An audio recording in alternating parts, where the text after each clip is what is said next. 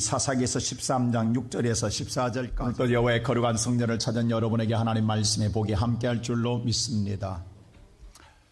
우리가 세상을 살아갈 때 어려운 환경 속에서 삶을 살아가는 데 너무도 힘들지 않습니까? 그런데 거기에다가 오늘 가정의 삶 속에서 이루어가는 모든 꿈이 없다 간다면 더더욱 삶의 의미를 못 느낄 것입니다. 여러분 생각해 보세요. 삶의 오늘 고통의 멍에 속에서도 미래의 희망이 있다 간다면 참고 견뎌낼 수 있지만 오늘의 삶의 고통의 삶 속에서 미래의 희망마저 없다 간다면 세상 말로 무슨 재미로 사냐고요. 그런데 오늘 성경에 나와 있는 오늘 마노아의 가정의 본문의 말씀을 보면 그렇습니다. 이 당시에 오늘 이스라엘 나라는 바벨론의 어려움을 당하고 있습니다. 그들은 날마다 그들의 모든 곡식을 바벨론 나라에 빼앗겨야 하고 삶의 피폐한 생활 속에 살아가야 합니다. 모든 사람들이 아우성침이 어렵다고 합니다. 힘들다고 이야기합니다.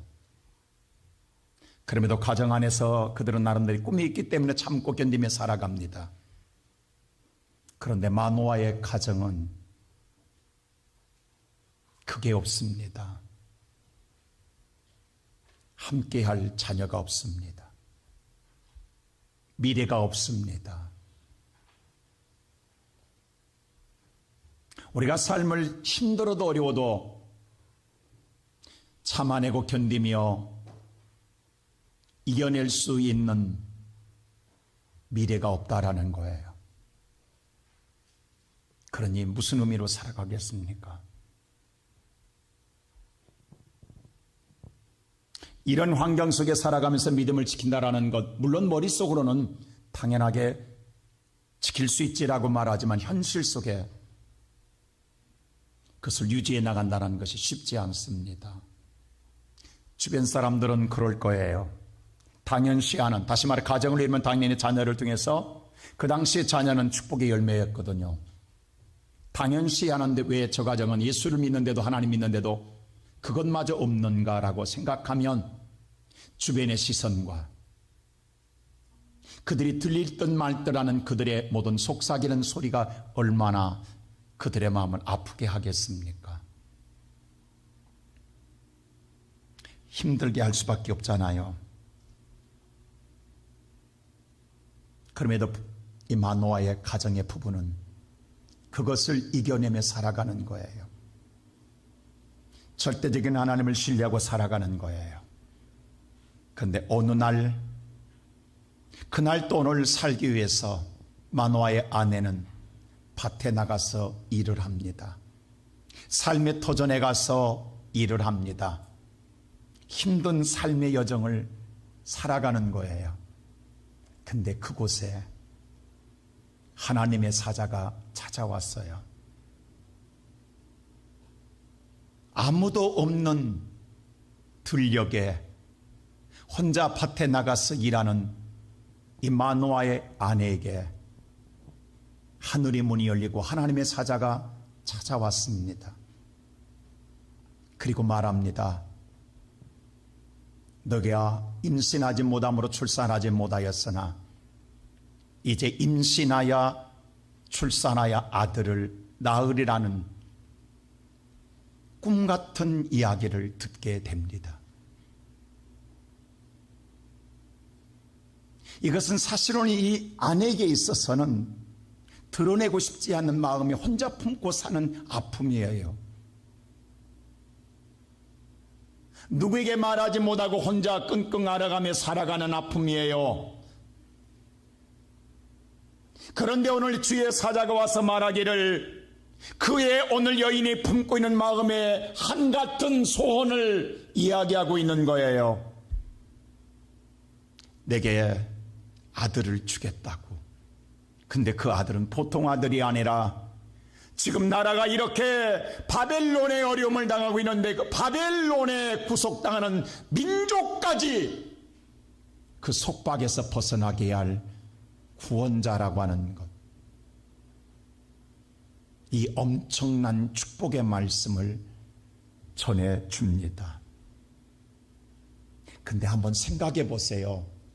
아무도 없는 들녘에서 여자 혼자 밭 메고 있는데 하늘의 문이 열리고 주의 사자가 와서 이 말을 할 때에 얼마나 놀래 자빠지겠냐고. 우선 그 말 하기 전에, 그 말을 듣기도 전에 여러분 같으면 아마 기절초풍하지 않았겠습니까? 이게 귀신인가 환상에 보았을 때에 이게 과연 어떤 꿈인가 생생하면서도 얼마나 놀랐겠냐고. 그냥 사람만 지나가도 놀래 자빠질 일인데 신비한 하나님의 사자를 보았으니 이게 얼마나 기가 막힐 일입니까?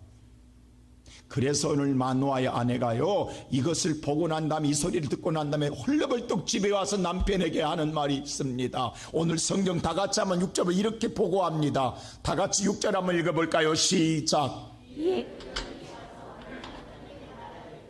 하나님의 사람이 내게 오셨는데 그의 모습이 하나님의 사자의 용모 같아서 심히 두려움으로 어디서부터 왔는지를 내가 묻지 못하였고 그도 자기 이름을 내게 이르지 아니하였으며. 오늘 이 아내가 뭐라고 하냐면, 여보 오늘 내가 들녘에 가서 일하는 데에 하나님의 사람이 내게 왔어. 근데 그 하나님의 사람이 내가 너무도 심히, 너무도 무서웠다라는 거예요. 너무도 두려웠다라는 거예요. 그래서 내게 아들을 준다고 하는 데에 하나님의 사람 같은 데에 그 사람이 어디서 왔는지 누구인지도 내가 물어보지 못했다는 거예요. 너무도 놀래서. 물론 예상하기는 하나님의 사자같이 보여지는 데에 그렇게 느낌은 오지만 당신이 누구냐고 어디서 왔냐고 물어봐야 될 텐데 너무도 내가 놀라고 너무도 내가 무서워서 물어보지 못했다라는 거예요. 자, 이렇게 되면 무슨 일이 생기냐면 출처가 불분명해요. 물론 이 마노아의 가정에는 엄청난 축복의 이야기입니다. 근데 그 출처가 불명하다고. 물론 오늘 아내는 보았지만 듣는 사람의 마노아 입장에서 보면 그 사람이 누군지도 모르고 어디서 온지도 모르는데 자기 아내한테 이런 말을 했다는데 그걸 믿으라고. 여러분 믿어지겠어요? 우리 남자분들? 무슨 생각 들겠어요? 우리 아내가 밭에 나가서 일하다가 너무 땀을 많이 흘렸나? 헛것봤나? 헛소리하고 있는 거 아닌가? 그동안에 너무 마음속으로만 자식을 원해서 너무 자식 하다가 이게 상상 임신하는 것 아닌가? 너무 거기에 집착한 나머지 이제 헛소리를 하는구나. 이 생각 안 하게. 왜? 출처가 불분명하잖아요. 누가 말해줬는데 어디서 왔는지 말이 없이 이런 소리만 들었다 간다면 여러분 같으면 그것이 쉽게 믿어지겠냐고. 지금 우리 아내가 뭔가 잘못 봤다고 생각할 것이고 우리 아내가 뭔가 정말 정신이 이상해지고 있다고 생각할 것이고 우리 아내가 뭔가 문제가 생겨지고 있구나라고 무시하고 그것을 흘러버리고 외면함으로 말미암아 오히려 말한 아내가 부끄러울 수밖에 없는 상황이 도출될 수밖에 없다라는 사실입니다. 우리 속담에 그런 말 있잖아요. 호랑이에게 12번 물러가도 정신만 차리면 산다라고. 아무리 내게 위기가 많이 닥쳐와도 정신 차리면 위기를 극복할 수 있다라는 말 아니겠습니까? 아무리 놀라더라도 정신을 바짝 차렸더라면 당신이 누구요? 어디서 왔어? 라고 물어볼 수 있었을 텐데 그 중요한 것을 놓쳤으니 그 말의 출처의 근원이 없어져 버렸으니 그 말에 권위가 있겠냐고. 그래서 오늘 뭐냐 하면 받아들일 수 없다라는 겁니다.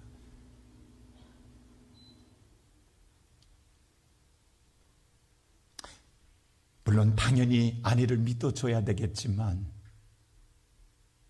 남편의 입장으로서 아내가 걱정 안 되겠습니까?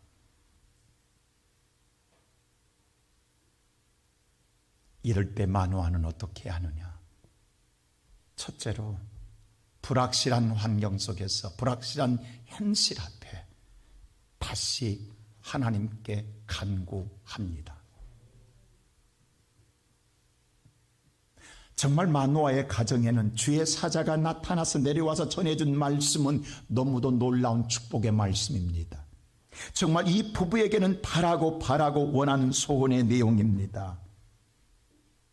자신에게 들으린 이 말은 꿈과 같은 이야기입니다. 근데 지금 출처가 불분명함으로 믿을 수가 없는 거예요. 확신이 서지 않습니다. 믿으면 좋겠지만 믿어지지가 않는 거예요. 의심이 더 마음속에 큰 거예요. 이 같은 모든 사람들은 거의 무시합니다. 그리고 오히려 다른 데 생각을 하게 됩니다. 근데 마노아는 어떻게 했느냐? 8절 말씀 보십시다. 8절 다 같이 시작. 마노아가 여호와께 기도하여 이르되 주여 구하옵나니 주께서 보내셨던 하나님의 사람을 우리에게 다시 오게 하사 우리가 그 낳을 아이에게 어떻게 행할지를 우리에게 가르치게 하소서 하니. 자, 여기 보니까 마노아가 누구한테? 여호와께 뭐 하더라? 기도하더라는 거예요. 뭐라고? 주여 구하옵나니 주께서 보내신 사자라 간다면 다시 한 번만 오게 하소서. 다시 한 번만 오게 하소서. 내 아내가 들었다는데 출처가 불분명합니다. 정말로 하나님의 사자가 하나님이 보냈다 간다면 다시 한 번만 내게 보여달라고. 그리고 기도합니다.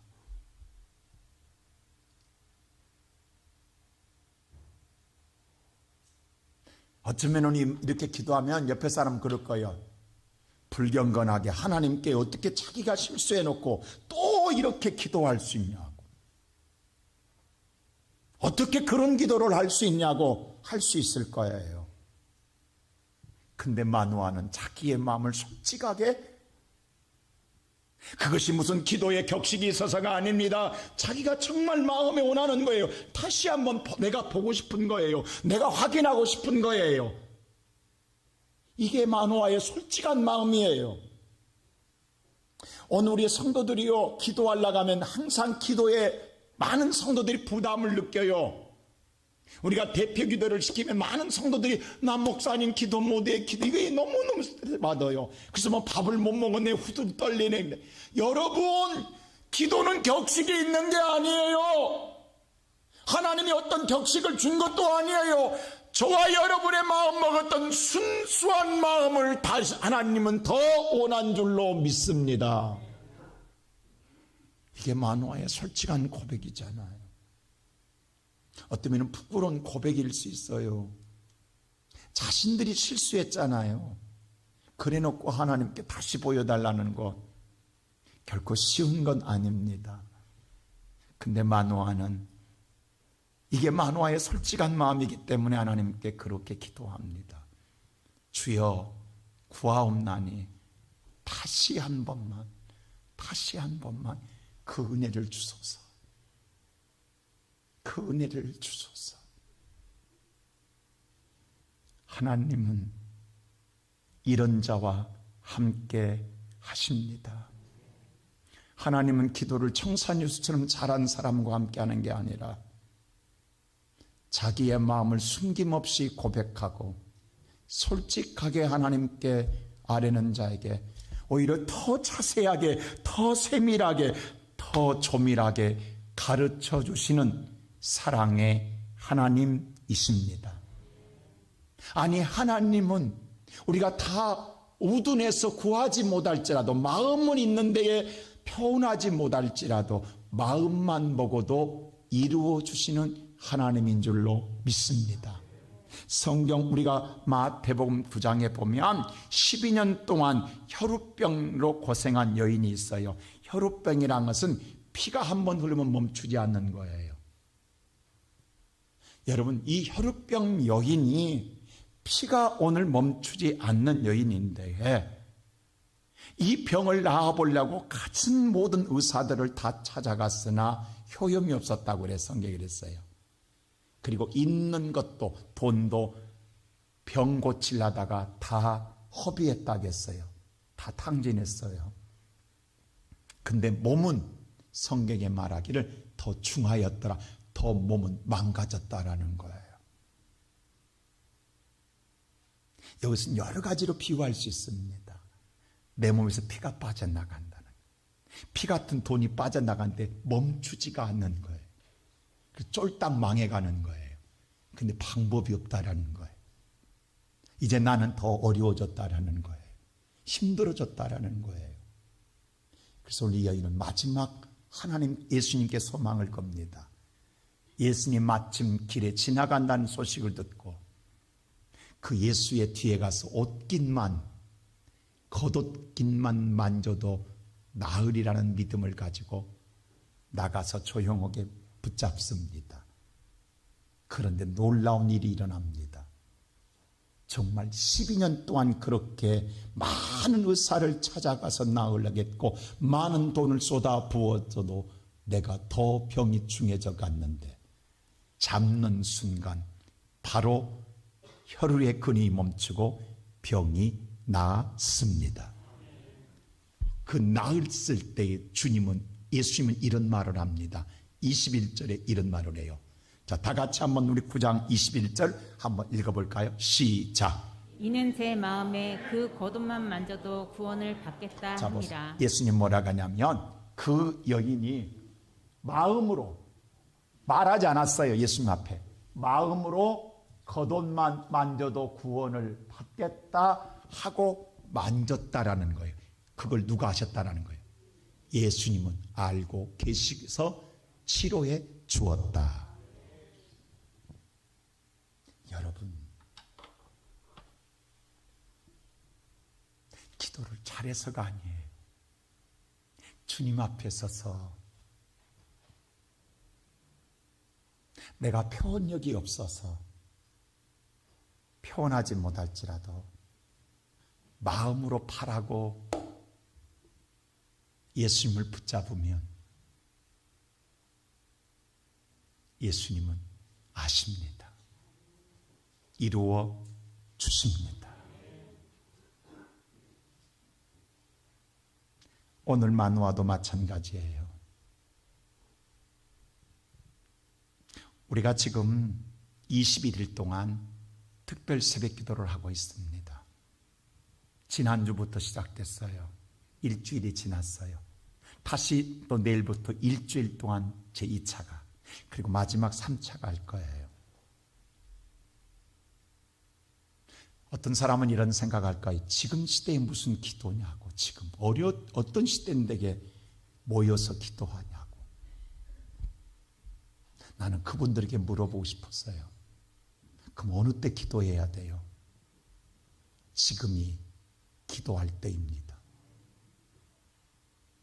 지금은 불확실 속에 살고 있어요. 불안해요. 미래가 보이지 않아요. 모두 다 바램을 갖고 있어요. 살고 싶어요. 근데 지금 답이 없어요. 바램은 있으나 어디에도 해답이 없어요. 오늘 그런 마음을 가졌을 때 만화처럼 하나님께 다시 하나님 지난날의 나를 사랑해줬던 하나님 다시 한 번만 내게 나타나소서. 다시 한 번만 내게 은혜를 주소서. 하나님을 찾을 때가 지금인 줄로 믿습니다. 하나님의 사람은 오늘 만화처럼 다시 한 번만 나를 회복해달라고 다시 한 번만 내게 나타나 나를 일으켜 달라고 간구할 때인 줄로 믿습니다. 그럴 때 하나님은 어떻게 하시느냐? 9절 한번 보세요. 9절 다 같이 한번 성경 보겠습니다. 시작. 하나님이 마노아의 목소리를 들으시니라. 여인이 밭에 앉았을 때 하나님의 사자가 다시 그에게 임하였으나 그의 남편 마노아는 함께 있지 아니한지라. 자, 하나님 다시 한 번만 보여달라고 기도할 때에 그 소리를 누가? 하나님이 마노아의 그 기도 소리 목소리를 뭐했더라? 들으신지라. 할렐루야. 하나님이 들으신 줄로 믿습니다. 이번 새벽기도에 하나님 다시 한 번만 하나님 내게 나타나려고 기도하면 하나님 들으십니다. 그리고 다시 보여주세요. 자, 하나님 다시 그에게 임하였나니 다시 나타나 들으시고 임할 줄로 믿습니다. 그래야 삽니다. 성도 여러분, 그래야 살아요. 지난날 내가 하나님의 은혜로 살던 내 삶이 다시 하나님이 내게 나타나야 삽니다.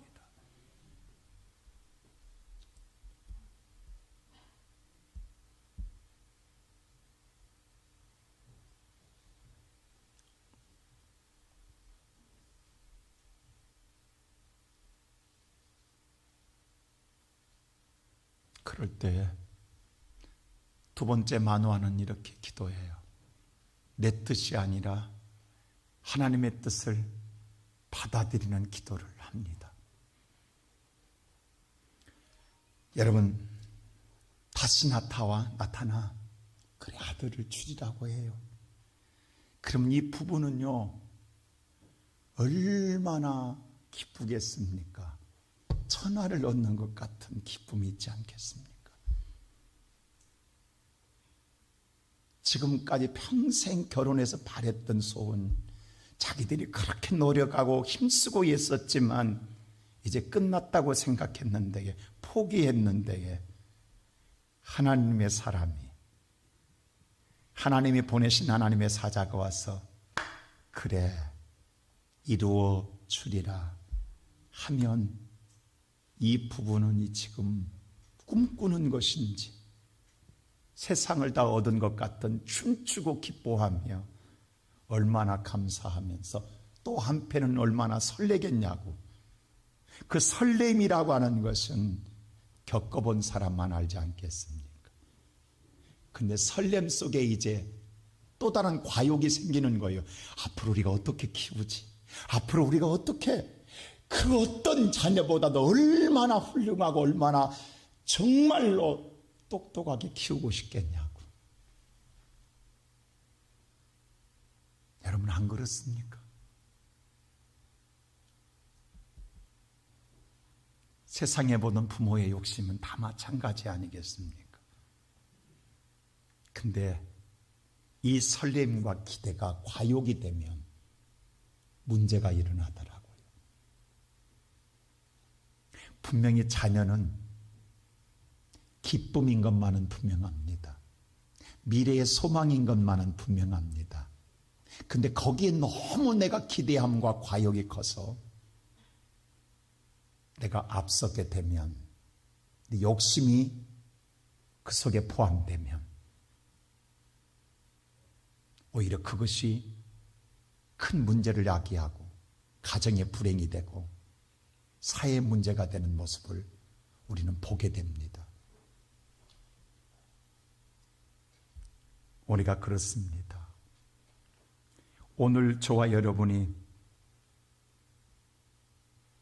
하나님이 주시는 응답이 진정한 축복이 되어야 되는데 그 축복이 아니라 과욕으로 말미암아 내 것이라고 하는 그 욕심의 소유욕이 강함으로 말미암아 오는 잘못된 현상은 우리를 불행하게 만듭니다. 자, 오늘 성경에 보세요. 물론 자녀는 분명하게 내 자식입니다. 내 자식인 것만은 분명합니다. 그러나 그럼에도 불구하고 우리가 한 가지 잊지 말아야 할, 명심할 것이 있습니다. 하나님이 자녀를 줄 때에 내가 아들을 주리라 라고 3절에 말하면서 4절에 보면, 자 5절에 보면 이렇게 말해요. 자, 뭐라고 하냐면 5절 다 같이 한번 보십시다. 5절 다 같이, 5절 오늘 5절 말씀 다 같이 시작. 보라, 아들을 낳으리니 그의 머리 위에 삭도를 대지 말라. 이 아이는 태에서 나옴으로부터 하나님께 바쳐진 나시린이 됨이라. 그가 블레셋 사람의 손에서 이스라엘을 구원하기 시작하리라 하시니. 잘 보세요. 아들을 줄 테니까 그 아들은 이 아이가 태에서부터 나올 때부터 누구한테? 하나님께 바쳐진 나시린이 됨이라는 걸 분명하게 이야기합니다. 너의 아들인 것만 분명하다. 그러나 너의 아들로 끝나는 게 아니라 하나님이 태에서 줄 때부터 이 아들은 누구한테 바쳐진? 하나님께 바쳐진 나시라는 사실을 잊지 마라. 자, 그럴 때에 그 하나님께 바쳐진 나시린이 될 때에 그 나시린이 고통의 멍에를 주니 사탄의 블레셋 사람 손에서 너희들을 구원하기 시작할 것이다. 그래야 진정한 복이 될 것이다 라고 이야기합니다. 여러분, 이게 하나님의 원리입니다. 자, 여러분 보세요. 하나님, 내가 물질이 필요합니다 라고 구하면 하나님이 주실 때, 그래, 그 소유가 내 것 같지요. 맞습니다. 그러나 그럼에도 불구하고 또한 하나님의 것이라는 사실도 잊지 말라는 거예요. 하나님 뭐라 그래요? 내가 줄 테니 반드시 10의 1조는 내게 바쳐라 라고 해요.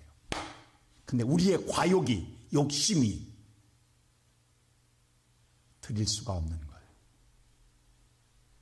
자, 드렸을 때에 그것이 내게 복이 되는 거예요. 근데 못 드리는 거예요. 그러면 그것이 찔러대는 물질이 나중에 나를 공격합니다. 그리고 내게 고통을 주는 거예요. 물질 때문에 그 사람은 오히려 화를 당합니다. 그리고 물질의 고통의 삶을 살게 돼요. 여러분 생에 어느 때인가는 반드시 나타납니다. 자, 자녀를 하나님께서 주시잖아요. 내 자녀 맞습니다. 그러나 그 자녀도 하나님의 것이라는 걸 잊지 말아야 되는데, 내 것만 가지고 욕심부리고 내가 기울여가면 자녀가 복이 아니라 어느 날 그 자녀가 나를 공격해요. 그리고 그 자녀가 나의 무거운 가시가 되고 아픔이 됩니다. 이게 하나님의 원리예요. 하나님 앞에 드려질 때에, 하나님이 함께 할 때에 자식은 영원한 하나님의 기업이 될 줄로 믿습니다. 건강도 마찬가지다 아시지 않습니까? 내가 건강하지 못하잖아요. 하나님이 건강케 주시면 우리는 종종 그래요. 그 건강했을 때 내가 건강을 유지하겠다고 내 건강을 내가 챙길 때부터, 물론 내 몸이니까 내 건강인 것 같지요. 그런데 그렇게 건강에 욕심 부리면요, 오히려 내 몸이 나를 공격합니다. 오히려 내 몸이 나를 고통스럽게 합니다. 오늘 성경은 정확하게 이야기한다니까요. 아들을 줄 테니, 네 아들 맞다. 그러나 태중에 생길 때부터 이미 누구한테? 하나님께 바쳐진 나실인인 걸 잊지 마라.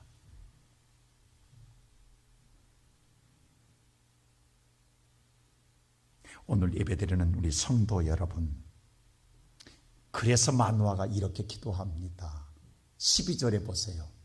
이것을 알고 난 것을 후에 마노아가 이렇게 기도합니다. 자, 12절 말씀 한번 보여주세요. 12절, 방송실 12절입니다.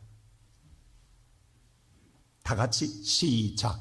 마노아가 이르되 이제 당신의 말씀대로 되기를 원하나이다. 이 아이를 어떻게 기르며 우리가 그에게 어떻게 행하리이까? 내 것이면 내 마음대로 해야 됩니다. 내가 마음대로 양육하고 내가 마음대로 길러야 됩니다. 그런데 하나님 뭐라고 했어요? 마노아한테, 마노아야 내가 자식을 주나, 그러나 하나님께 바쳐질 자식이다라고 하니까 마노아가 12절 다시 한번 보여주세요. 자, 보면 뭐라고 하냐면, 마노아가 이르되 주여 당신의 말씀대로, 하나님 말씀대로 되기를 원하나이다. 아, 내 자식이지만 내 자식만의 하나님의 자식도 되네요. 그러므로 하나님 뜻대로 되기를 원합니다. 그러면 하나님 어떻게 해야 됩니까? 이 아이를 어떻게 내가 기르며 그 일을 어떻게 행하야겠습니까? 내 아들 같은 거 내가 내 마음대로 기르고 내 마음대로 내가 행하지만 하나님에게 바쳐졌다 간다면 하나님 어떻게 길러야 됩니까? 어떻게 행해야 됩니까? 가르쳐 달라고 기도하는 거예요. 하나님 뜻대로 하겠다라는 거예요.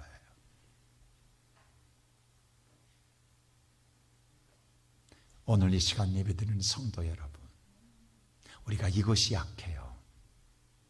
자, 모세 보세요. 여백의 아들을 주어서 하나님이 모세를 태어났을 때 모세가 너무 예뻤어요. 그래서 너무 아름다웠어요. 그래서 오늘 이 부부가 얼마나 귀하게 키우고 싶겠냐고, 얼마나 더 사랑스럽겠냐고. 그럴 때 무슨 생각하냐면 내가 품고 내 품 안에서 내가 잘 키워야지, 그래야 훌륭한 자가 되고 내가 제일 나보다 사랑하는 사람이 누가 있겠는가 라고 품고 키웠어요. 3개월을 그렇게 키웠어요. 키우면서 느낀 거예요. 내가 더 이상 품고 있으면 내 자식 내가 살리는 게 아니라 죽이는 거다. 내 자식만 죽이는 게 아니라 나도 죽는다. 그래서 여백에서는 할 수 없이 뭘 만들어요? 고페르로 방주를 만듭니다. 그게 방주가 노아가 만든 방주와 똑같은 단어예요. 상자라고 표현해서 우리는요. 원문은 똑같습니다. 그게 뭐예요? 구원의 배예요. 이게 훗날 예수 그리스도예요. 예수 그리스도의 그림자예요. 그 예수 안에다가 모세를 담습니다. 그리고 나일강에 던져요.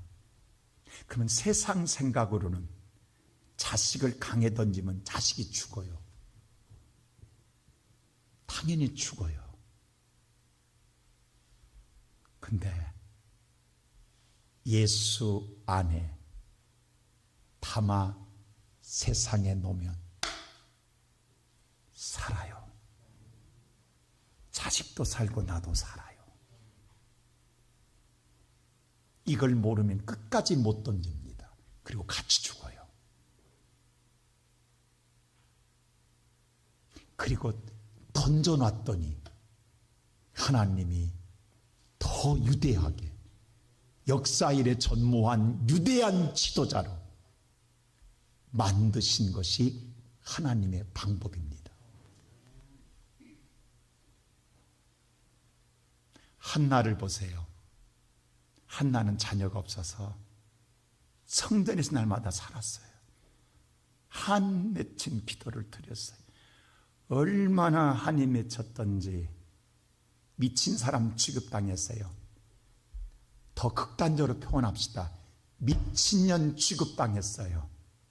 자식 때문에 미쳤다고. 그리고 얻은 아들이 사무엘입니다. 여러분, 사무엘 그냥 얻은 아들이 아니에요. 미친년 소리 들어가면서 얻은 아들이 사무엘이에요.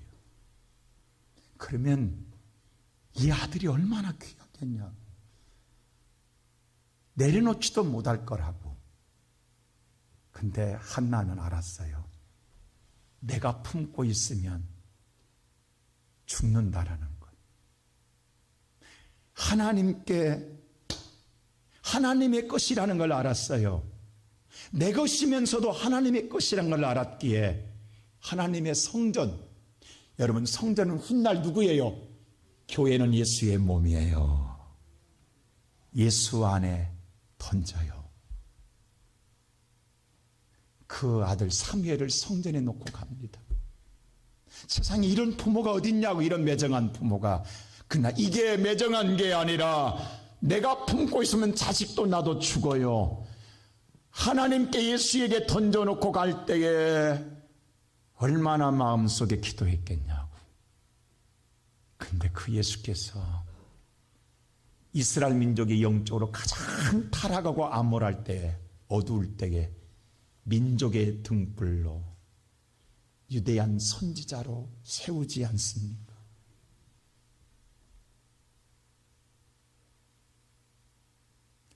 오늘 예배드리는 성도 여러분, 지금 우리는 다 이 삼손 같은 구원의 축복을 받았어요. 어떤 자는 물질로, 어떤 자는 건강으로, 어떤 자는 자녀로, 어떤 자는 가정으로, 어떤 자는 세상의 삶으로, 직장으로. 근데 받고 나니까 나의 욕심이 생긴 거예요. 내 것으로 생각하는 거예요. 더 탐욕이 생기고 과욕이 생긴 거예요. 그것이 오늘 나를 찔러대고 있어요. 여러분의 직장이 여러분을 괴롭게 해요. 여러분의 물질이 여러분을 괴롭게 해요. 자식이 여러분을 괴롭게 해요. 남편이 괴롭게 해요. 여러분의 건강이 여러분을 괴롭게 하고 있는 거예요. 지금 이것이 문제가 되고 있는 거예요. 하나님의 것인 걸 왜 잊어버렸냐고. 주실 때 하나님 뭐라고 말해요? 이미 주실 때 하나님의 것이라고 말했는데 왜 잊어버리시냐고. 이제라도 마노아처럼 주여 다시 구하옵나니, 다시 구하옵나니 주의 말씀대로 하옵소서. 내가 어떻게 하오리까? 이번 특별 새벽기도에 내가 다시 무너져서 고통하고 있다가 한다면, 내가 다시 신음하고 있다가 한다면 주여 다시 구하옵나니 주의 말씀대로 하옵소서. 내가 어떻게 해야 하겠습니까? 내가 어떻게 해야 되겠습니까? 기도함으로 말미암아 하나님의 뜻이 이루어짐으로 살 길을 얻는 성도들 되시기를 주님의 이름으로 축원합니다. 왜냐, 마지막으로 세 번째에 하나님의 양육은 살리는 양육이기 때문입니다. 하나님의 양육만이 살리는 양육이기 때문입니다. 우리가 그런 말을 하잖아요. 모든 사람은 좋은 열매를 원해요. 근데 좋은 열매는요, 좋은 나무가 되어야 좋은 열매가 될 수 있습니다. 좋은 나무가 되지 않은데 어떻게 좋은 열매를 맺을 수 있냐고요. 오늘 저와 여러분에게 나시린, 하나님이 우리의 모든 속박과 굴레를 벗겨주는 구원자, 이 놀라운 축복의 열매를 내가 얻으려고 한다면 하나님은 기가 막힌 말씀을 합니다. 네가 먼저 좋은 나무가 되라는 거예요. 다시 말하여 내게 나시린이 탄생하기를 원하면, 사실 마노아의 아내는 나시린이 아니에요. 근데 네가 먼저 나시린이 되라는 거예요. 오늘 아들을, 3절에 아들을 줄 테니 4절에 이렇게 말합니다. 자, 다 같이 한번 성경, 오늘 이 4절 한번 보십시다. 성경 4절 방송실 보여주세요. 다 같이 시작. 그러므로 너는 삼과 포도주와 독주를 마시지 말며 어떤 부정한 것도 먹지 말지니라. 무슨 말인가 보세요. 자, 하나님이 3절에 아들을 주겠다고 이야기해요. 그러면서 뭐라고 하냐면 아들을 줄 테니까 너는, 그러므로 너는, 바로 마노아의 아내를 말하면, 아내 너는 삼가 포도주와 독주와 마시지 말며 어떤 부정한 것도 만지지 말라. 이건 나시린이 할 행동이에요. 그러니까 지금 마노아의 아내는 나시린이 아닌데 하나님은 내게 나시린을 줄 테니까 네가 먼저 뭐가 되라는 거예요? 나시린이 되라는 거예요. 그래야 나시린이 탄생한다라는 거예요. 자, 여러분이 좋은 열매를 기대하면 여러분이 먼저 좋은 열매가 되라는 거예요. 제가 아는 분이 커피를 굉장히 좋아해요. 저도 요즘은 커피를 조금 좋아하기 시작했어요. 그래도 아직 단맛을 더 좋아합니다. 근데 커피를 즐겨 마시는데 어느 날부터 안 먹어요. 해서 물었어요. 왜 안 드시냐 했더니 뱃속에 아이 때문에 안 먹는데요. 너무 즐기는 분인데 임신하고부터는 커피를 안 먹어요. 그래서 왜 나쁘대? 그랬더니 아기의 피부가 검을까 봐요. 그래서 안 먹는데. 자기는 너무 먹고 싶은 욕구에 충동이 있지만 누구 때문에? 아기 때문에 절제하는 거예요. 어느 날 감기가 걸렸어요. 열이 나요. 약 먹으면 될 텐데 약을 못 먹어요. 왜냐 했더니 혹시라도 아기한테 부작용이 생길까 봐. 그리고 끙끙 앓으면서 그 열병을 이겨가더라. 누구 때문에? 아이 때문에. 내가 누릴 권리가 있어요. 그건 죄와 상관없어요. 근데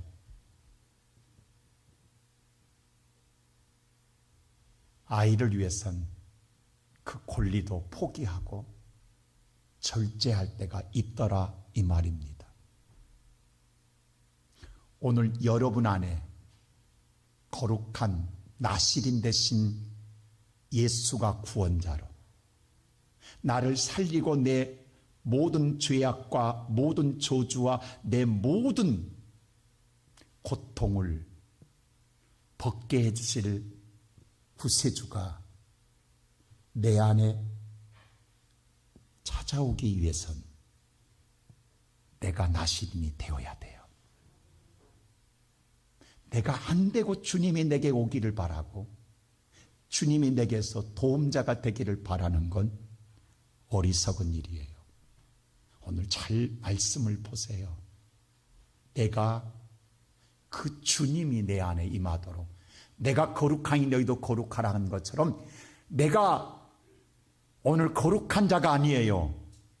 그러나 내 안에 예수님이 계시려면 임마누엘 되시려면 내가 거룩해야 되는 거예요. 그럴 때에 주님이 나에게 임하시고 그 주님이 나를 블레셋에서 사탄의 올무에서 나를 끄집어내시고 살리시며 살게 하실 줄로 믿습니다. 그래서 우리의 권리지만 어떨 때는 포기하고 절제해야 돼요. 이것이 그리스도인들이 살아가는 모습인 거예요. 오늘 보면 성경에 보면 5절에 그런 말을 했어요.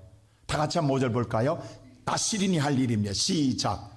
보라 내가 임신하여 아들을 낳으리니 그의 머리 위에 삭도를 대지 말라.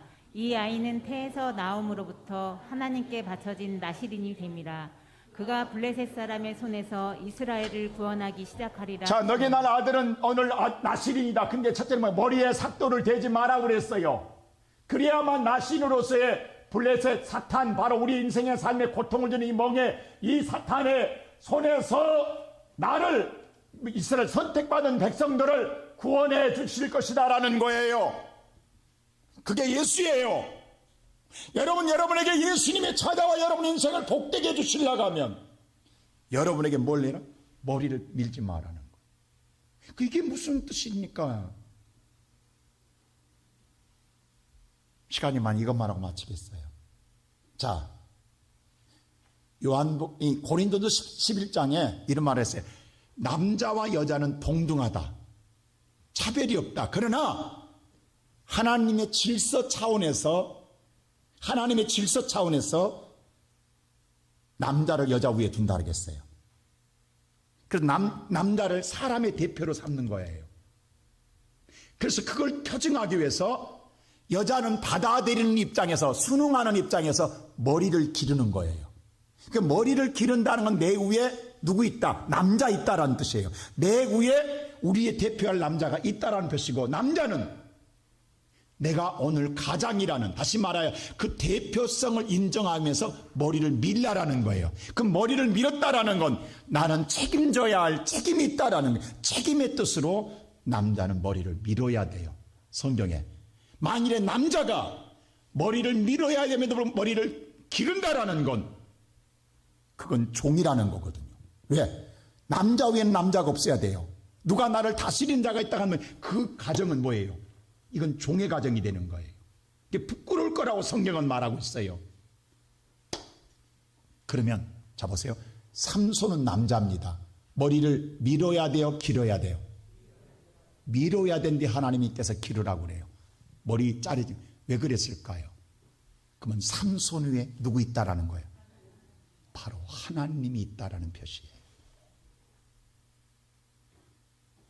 하나님의 종이란 표시예요. 그럼 삼손 위에는 남자가 머리를 기르고 있다는 것은 삼손 위에 누구 있다? 하나님이. 그 하나님이 함께할 때에 삼손은 엄청난 능력을 행합니다. 그 삼손도 이 고백을 해요.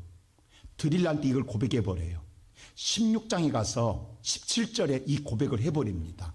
자, 16장 17절 한번 보십시다. 우리 성경 다 같이 16장 17절입니다. 다 같이 시작. 삼손이 진심을 드러내어 그에게 이르되 내 머리 위에는 삭도를 대지 아니하였나니 이는 내가 모태에서부터 하나님의 나시린이 되었음이라.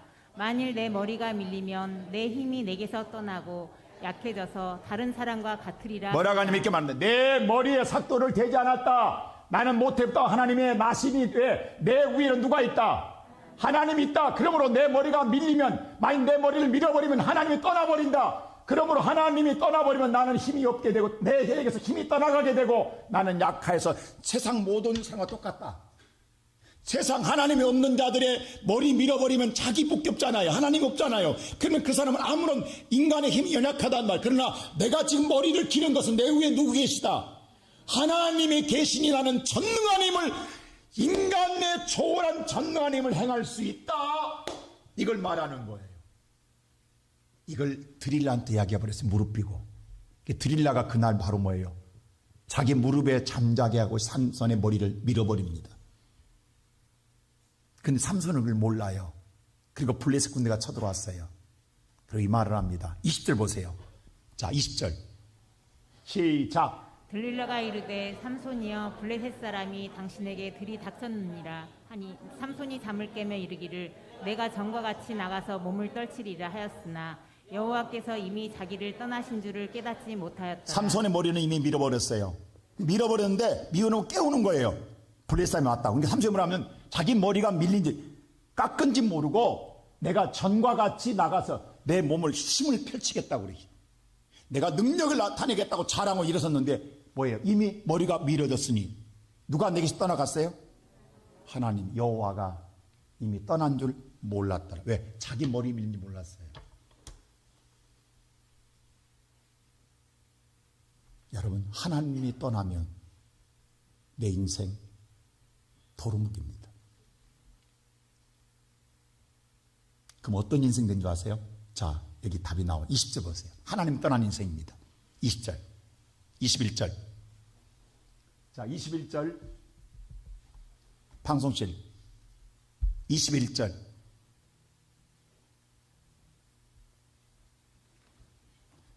네, 다 같이 시작. 블레셋 사람들이 그를 붙잡아 그의 눈을 빼고 끌고 가사에 내려가 노줄로 매고 그에게 옥에서 맷돌을 돌리게 하였더라. 이것이 하나님의 떠난 사람의 인생. 잘 보세요.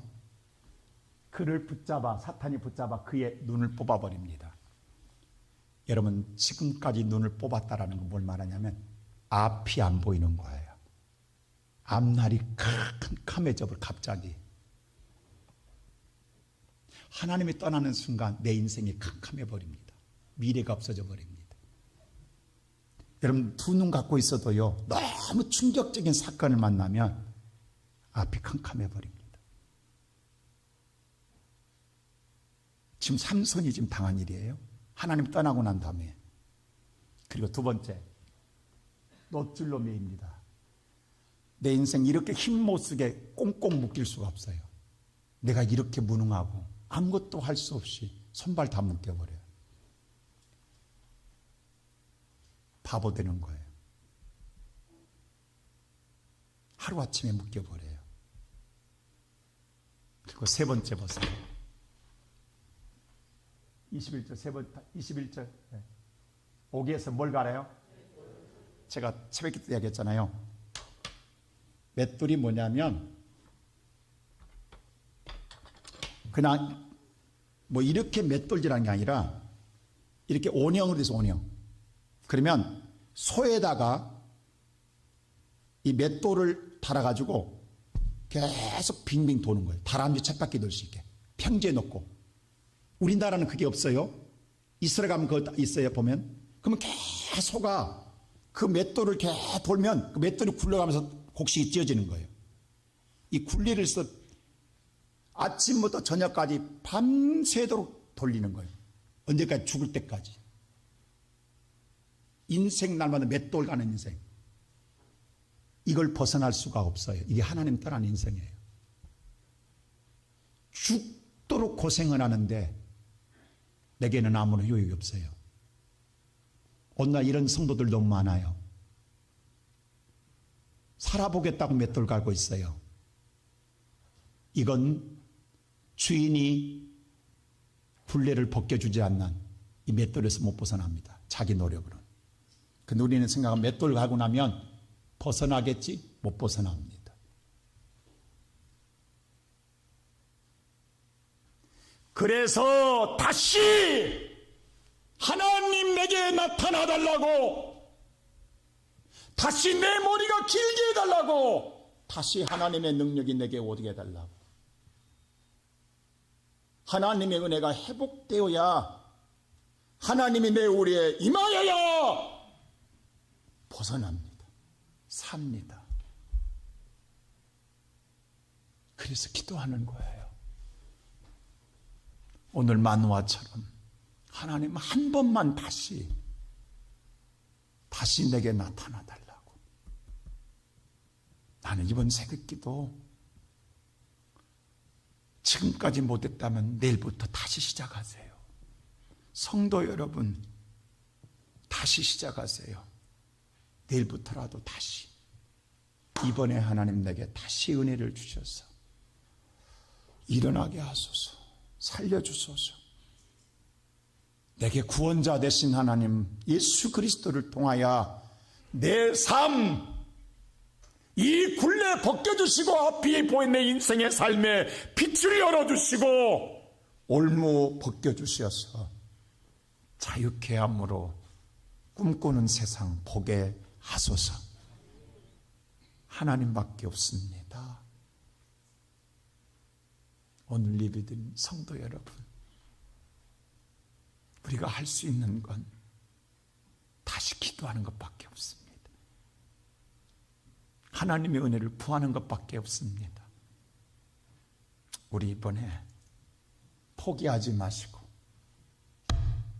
다시 보여달라고, 다시 내게 응답해 달라고, 다시 내게 은혜 달라고, 다시 나를 일으켜 달라고, 살게 해달라고 기도함으로 하나님이 여러분의 기도를 들으시고 여러분이 다 구하지 못한 것 마음까지 아시고 하나님이 다시 여러분에게 은혜를 주셔서 다시 예수 그리스도의 은혜로 살게 하시는 놀라운 복된 인생을 누리기를 주의 이름으로 축원합니다.